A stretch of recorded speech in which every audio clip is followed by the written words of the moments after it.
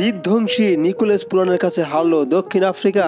ত্রিনিদাদে Brian Lara স্টেডিয়ামে রাতে মুখোমুখি হয়েছিল দক্ষিণ আফ্রিকা এবং ওয়েস্ট ইন্ডিজ। 3 ম্যাচের প্রথম টি-20তে মাঠে নামে দুই দল। নিকোলাস পুরানের 23 বলে 65 রানের ঝড়ো ইনিংসে 7 উইকেটে হারালো দক্ষিণ আফ্রিকাকে। টসে জিতে বোলিং এর সিদ্ধান্ত নেয় ওয়েস্ট ইন্ডিজ অধিনায়ক। দক্ষিণ আফ্রিকা ব্যাটিং এ নামলে শুরুতেই ওয়েস্ট ইন্ডিজের বোলিং এর তোপে মাত্র 42 রানে 5 উইকেট পড়ে যায় প্রোটিয়াদের। কিন্তু স্টাফসের 42 বলে 76 রানের ঝড়ো ইনিংসে বড় স্কোর পায় দক্ষিণ আফ্রিকা। তার ব্যাট থেকে 3 ছক্কা এবং 8 চারে ব্যক্তিগত 76 রান করলে 174 রান করতে পারে দক্ষিণ আফ্রিকা।